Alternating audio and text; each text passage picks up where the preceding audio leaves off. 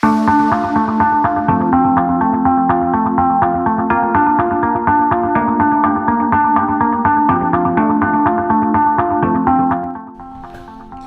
lagi di channel Smart with Stiono. Ada yang mau jadi CEO nggak? Saya mau. Apa sih itu CEO? CEO singkatan dari Chief Executive Officer. Biasanya bisa diartikan adalah pimpinan tertinggi dari para pengambil keputusan di perusahaan. Tentunya keputusan penting.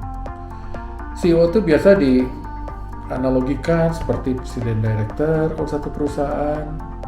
Ya, banyaklah pengertian-pengertian seperti itu. Tapi CEO itu tidak harus dimulai di satu perusahaan yang besar. Bisa aja di perusahaan yang mungkin lebih kecil, atau bisa juga di satu subunit yang lebih kecil dari satu perusahaan, tapi berfungsi layaknya seperti CEO. Yuk kita pelajari. CEO itu ada apa aja sih? Bagaimana jadi CEO? Oke. CEO itu di-start dengan 4 tahapan atau 4 level seseorang menjadi seorang CEO. Level pertama, di mana seseorang itu harus punya perilaku, punya cara berpikir, punya ide seperti seorang pemilik startup bisnis. Kita mungkin sering lihat banyak perusahaan yang diawali sebagai startup. Ya, Anda kalau melihat ojek tadinya cuma nganter orang, nganter barang, sekarang dibikin online. Awalnya adalah startup. Dulu jual buku di toko, terus ada juga orang berpikir, kenapa enggak jual buku di toko online? Muncullah toko buku online. Dan itu semua start dengan jumlah yang kecil, start dari satu ide yang brilian, mulai dari satu bisnisnya kecil. Dan pada saat itu mulailah si orang yang pemilik startup itu berpikir sebagai entrepreneur yang inovatif. Lalu tahap berikutnya seorang CEO itu akan mulai berkembang. Kalau tadi toko online-nya jual buku cuma sedikit, mulai coba-coba ojek online dengan skala yang kecil. Di tahap kedua seorang CEO itu akan mulai men-scale up, memperbesar size-nya, memperbesar bisnisnya, memperbesar jangkauannya. Itulah tahap kedua, sehingga mungkin ojek online yang Anda lihat hari ini ya jadi besar. Nggak seperti toko buku online yang kita tahu di Amerika itu menjadi sangat besar. Tahapan ketiga dari seorang CEO itu akan memasuki masa-masa di mana dia tuh akan menjadi leader di company-nya, mulai berpikir memimpin negaranya. Negaranya itu dipimpin atau bagiannya itu dipimpin karena dia memimpin raja-raja atau pemimpin-pemimpin kecil di sekitarnya. Disitulah ada leaders of leaders.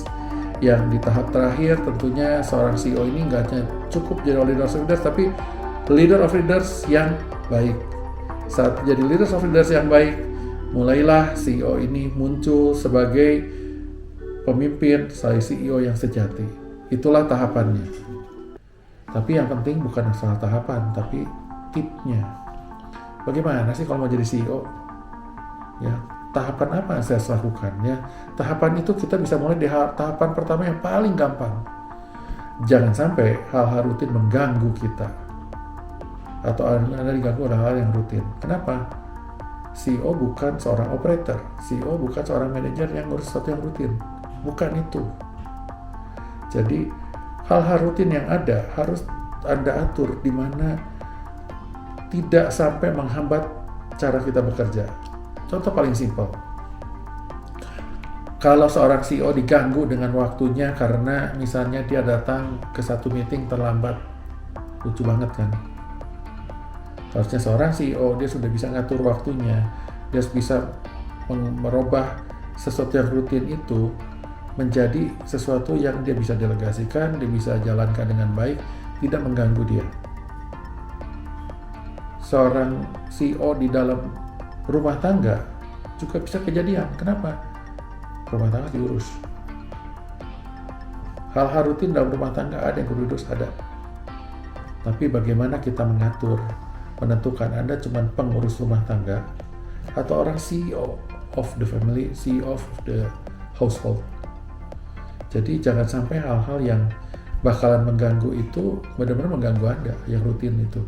Jadi Anda persiapan lebih baik, persiapkan lebih dini, ya, sehingga hal-hal yang rutin seperti itu jangan sampai mengganggu cara kita bekerja, sehingga CEO bisa benar-benar bekerja full capacity, bahkan menjadi CEO yang sangat efektif.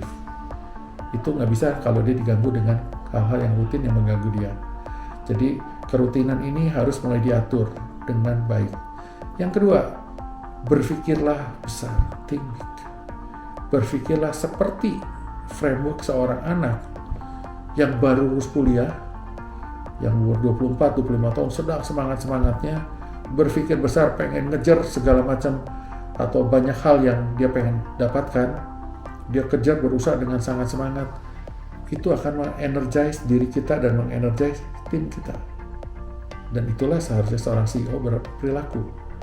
Dia nggak cukup membuat dirinya saja terenergize, dia bikin timnya terenergize, baru akan maju. Yang ketiga, seorang CEO benar-benar berlatih, niat berlatih, dan dia tidak takut. Masalah boleh terjadi, problem boleh terjadi, jangan takut.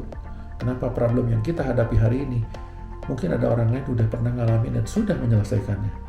Jangan takut. Harusnya kita berpikir lebih positif. Kenapa? Berarti masalah itu selalu ada, sudah muncul pecahin. Berarti kita bisa putuskan, kita bisa pecahkan masalah itu. Kita bisa overcome problem kita itu. Itu yang kita harus lakukan. Lalu kita perlu berpikir juga yang keempat adalah waktu.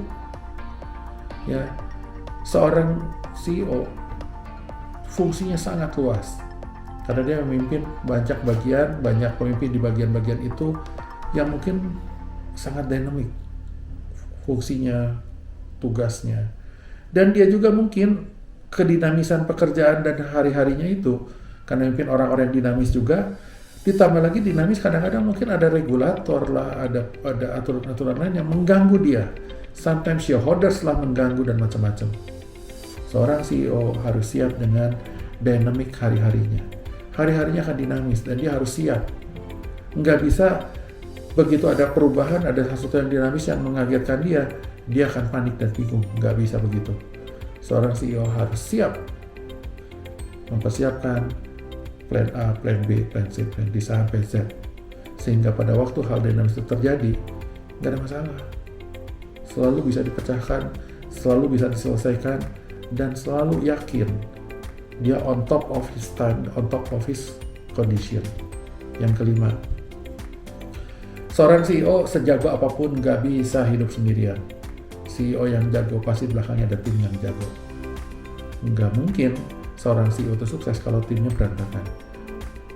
Karena itu seorang CEO harus menjaga timnya dengan baik, berkolaborasi dengan banyak orang dengan baik, dan harus yang penting adalah bring out the best of his team.